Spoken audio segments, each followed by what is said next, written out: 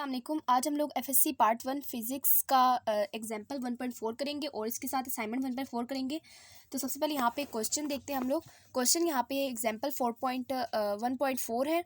हमें क्वेश्चन यहाँ पे गिवन है, a ball drops from rest from an unknown height. यानी हमें हाइट नहीं पता और हम लोगों ने बताना है कि उसकी हाइट हमें एच है और उसकी हाइट हमें यानी उसकी न्यूमेरिकल वैल्यू नहीं पता, बस हमें एच गिवन है।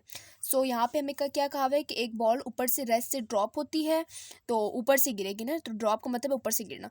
The time T it takes for the ball to hit the ground is measure to be. Time हमें गिवन है T plus minus delta T which is equal to 1.3 plus minus 0.2 second. उसके बाद हमें कहा हुआ है the height is related to the time by the equation. Height हमारे पास किस तरह रिलेटेड है, 1/2 GT स्क्वायर। या आप लोगों ने फॉर्मूला भी पढ़ा होगा 1/2 GT स्क्वायर। ये हमारे पास कौन सा फॉर्मूला है, S equal to VIT plus half AT square. हमने ये फॉर्मूला पढ़ा है ना, motion of equation, second equation में पढ़ी है वो। उसको हम लोगों ने VI को इनिशियल को क्या कर दिया, 0 लिखा था और टाइम हमारे पास 0 हो गया। तो उसके बाद हम लोगों ने जो मल्टीप्लाई करके, मैं आप लोग को यहाँ पे बता देती हूँ। सबसे पहले आप लोग यहाँ पे देखें, ये हमें समझे यहाँ पे हमारे पास एक इक्वेशन गिवन है, S equal to VIT plus half AT square. ठीक है, हमें ये इक्वेशन गिवन है ना। तो हमें क्वेश्चन में क्या कहा हुआ है कि एक बॉल ड्रॉप हो रही है हाइट से, तो एस की जगह एच लगा देंगे और इनिशियल हमें क्या है 0 और टाइम की जगह टी लिखती हूँ। टाइम भी गिवन नहीं है, मैं भी आपको ये फॉर्मूला बता रही हूँ फॉर्मूला कैसे है। और ए की जगह ग्रेविटेशनल हाइट लिख दूंगी और टाइम टी का स्क्वायर। ठीक है, अब इसके बाद 0 को टी से मल्टीप्लाई करेंगे, 0 आ जाएगा, 0 प्लस 1/2 GT स्क्वायर और एच इक्वल टू, अब 0 को उसमें ऐड करें तो हमारे पास दोबारा क्या आ जाएगा, 1/2 GT स्क्वायर। तो स्टूडेंट्स हमारे पास फॉर्मूला यहाँ से आया। ठीक है, तो 1/2 GT square where G is equal to 9.81 metre square पर सेकेंड। और इसके बाद है assume that the value of G carries no uncertainty and calculate the height. अब ये आप लोगों ने एज्यूम करना है कि इसमें कोई अनसर्टेनिटी नहीं, यानी 9.8 हमारे पास एग्जैक्ट है। तो हम लोगों ने क्या कैलकुलेट करना है, हाइट कैलकुलेट करनी इंक्लूडिंग इट्स अनसर्टेनिटी और उसकी अनसर्टेनिटी भी कैलकुलेट करनी। इससे पहले हम लोग गिवन डाटा अपने कॉपी पे नोट करते हैं। तो स्टूडेंट्स सबसे पहले आप लोग यहाँ पे देखें, जो हमें क्वेश्चन में जो फॉर्मूला गिवन है हाफ GT स्क्वायर गिवन है ना, ये डिवाइड के फॉर्म में है। डिवाइड वाला फॉर्म भी हमने पढ़ा था, पावर एंड डिवाइड। तो ये हमारे पास पावर भी है इसमें और डिवाइड भी है। तो सबसे पहले हम लोग क्या करेंगे कि हम लोग साथ साथ कैलकुलेट करेंगे। सबसे पहले आप लोग यहाँ पे देख रहे हैं कि हमारे पास जो फॉर्मूला गिवन है इसको हम लोग ज़रा दोबारा से देखते हैं और हम लोग अपने क्वेश्चन को दोबारा से रीड आउट करेंगे। क्योंकि ये फॉर्मूला डिवाइड के फॉर्म में है, इसीलिए टाइम का जो अनसर्टेनिटी है उसको हम लोग क्या करेंगे, उसको हम लोग परसेंटेज में कन्वर्ट करेंगे। ठीक है स्टूडेंट्स, परसेंटेज में कन्वर्ट करने लगी हूँ। 1.3 मल्टीप्लाई बाय 100। इसको मैं अब कैलकुलेट करूँगी तो मेरे पास ये आएगा 0.2 divided by 1.3 and which is multiply with 100। सो हमारे पास आंसर क्या आया, 15.38, जिसको हम लोग क्या लिख सकते हैं, 15.4 लिख सकते हैं। 1.3 second plus minus 15.4%, sorry second नहीं आएगा क्योंकि हमने परसेंटेज निकालना है तो परसेंट में आएगा। ठीक है, ओके। उसके बाद हमारे पास फॉर्मूला जो गिवन है उसको लिखते हैं हम लोग। फॉर्मूला में क्या दिया हुआ था, GT square, half GT square. ठीक है, H इक्वल टू हाफ के साथ G की वैल्यू क्या थी, 9.8, ये जो हमें गिवन है। और उसके बाद हम लोगों ने टी की वैल्यू लगानी है जो कि हमने ऊपर फाइंड आउट की है। अब टी में अनसर्टेनिटी को ऐड नहीं करना भी आप लोगों ने, सॉरी, बल्कि अभी हम लोग ये पावर वाला पढ़ रहे हैं ना। तो पावर वाले में आपने पढ़ा था कि जो हमारे पास अनसर्टेनिटी है वो पावर अनसर्टेनिटी से मल्टीप्लाई हो जाएगी। मैं आपको बताती हूँ कैसे करना है। आप लोगों ने अनसर्टेनिटी साथ लिखनी है और ये क्या आ जाएगा 9.8 और ये पास क्या आ जाएगा 1.3 का स्क्वायर हो जाएगा। ठीक है, 1.3 का स्क्वायर प्लस माइनस 2 मल्टीप्लाई 15.4। ये वाला हम लोगों ने टॉपिक पढ़ा था, आप लोग मेरे लेक्चर देख सकते हैं। तो इसमें हम लोगों ने क्या पढ़ा था कि मेरे पास जो पावर होती है ना, वो पावर अंदर आके अनसर्टेनिटी से मल्टीप्लाई होती है और उस एब्सोल्यूट वैल्यू का ना, इस एब्सोल्यूट वैल्यू का, ये मेरे पास परसेंट में है, इस एब्सोल्यूट वैल्यू का जो हमारे पास एग्जैक्ट वैल्यू निकली, यानी जो बेस्ट एस्टिमेट वैल्यू है उसका हमारे पास स्क्वायर बन जाएगी। ठीक है, तो 1/2 9.8 मल्टीप्लाई 1.3 मल्टीप्लाई 1.3, यहाँ पास क्या आ जाएगा 16.56 डिवाइडेड बाय 2 से डिवाइड भी करना है। तो मेरे पास ये क्या आ रहा है 8.28 आ रहा है, जिसको मैं 8.3 लिख सकती हूँ। अब उसके बाद हमने अनसर्टेनिटी को करना है, तो 2 multiply 15.4 which is equal to, ये मेरे पास क्या आया 30.8। 30.8 आया, 30.8। अभी मेरे पास किस फॉर्म में, परसेंट की फॉर्म में, लेकिन मुझे किस में चाहिए, एब्सोल्यूट में चाहिए। एब्सोल्यूट यानी परसेंट से मैं दोबारा हमारे आम जिस तरह हमारे पास होते हैं ना, जो आम जिस तरह हमारे पास वैल्यूज थी, जिस तरह हमारे पास यहाँ पे थे ना टाइम का 0.2 लिखा हुआ था, यानी परसेंट नहीं था, इसी तरह करके हम यहाँ पे भी कन्वर्ट करेंगे। सो यहाँ पे हम लोग 30.8 को डिवाइड करेंगे 100 से, क्योंकि हमने परसेंटेज से दूसरे वैल्यू में जाना है, तो डिवाइड करेंगे और मल्टीप्लाई करेंगे 8.3 से। सो ये हमारे पास क्या आएगा, 30.8 divided by 100 multiply by 8.3 which is equal to 2.556, जिसको हम लोग राउंड ऑफ करके 2.6 लिख सकते हैं। तो मेरे पास ये क्या आ जाएगा, 8.3 मीटर प्लस माइनस, अब हाइट के लिए मीटर होता है, ठीक है ना, याद रखनी है।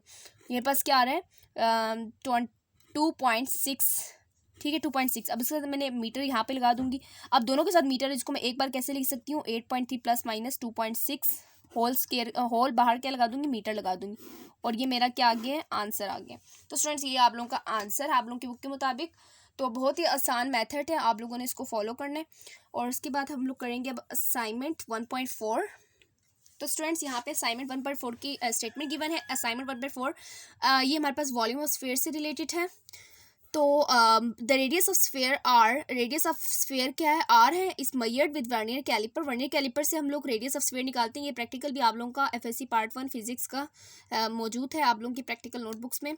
तो आर के में आर की बेस्ट एस्टिमेट वैल्यू और हमारे पास अनसर्टेनिटी भी गिवन है, और 2.25 प्लस माइनस 0.01 सेंटीमीटर। तो रेडियस हमारे पास सेंटीमीटर में है। हमने कैलकुलेट किया करना है वॉल्यूम। वॉल्यूम कैलकुलेट करने के लिए वॉल्यूम ऑफ स्फीयर का आप लोगों को फॉर्मूला याद होना चाहिए, कि आप लोगों के लिए बहुत ही ज़रूरी है, 4/3 पाई आर क्यूब।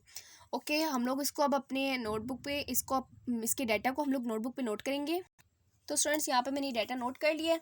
आप लोग यहाँ पे देखेंगे कि यहाँ पे कभी हम लोग ये भी अभी हम लोगों ने जो हमने पिछला जो क्वेश्चन किया है ना, अभी जो हमने एग्जाम्पल किया है, इसमें हम लोगों ने सिर्फ सिंपल एच लिखा है, यानी सिंपल एच, यानी H plus minus delta H नहीं लिखा। इससे कोई फर्क नहीं पड़ता स्टूडेंट्स, आप लोग इसको आर लिखें या फिर R plus minus delta R लिखें, ठीक है।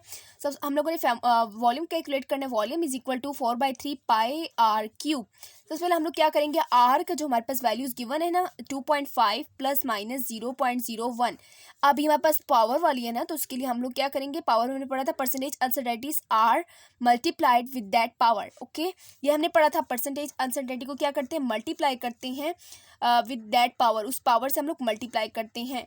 सो परसेंटेज में कन्वर्ट के लिए हम लोग सबसे पहले इसको परसेंटेज में कन्वर्ट करेंगे। 2.5 मल्टीप्लाई बाय 100, ये पास क्या आ जाएगा 2.5 0.01 multiply by 100 divided by 2.5 which is equal to 0.4 आया। 2.5 प्लस माइनस, अब ये 2.5 के साथ जो हमारे पास बाहर जो यूनिट गिवन था ना, वो मैं 2.5 के साथ लिख दूंगी, आप लोगों को लिखना है, ठीक है, छोटी सी जगह छोड़ के।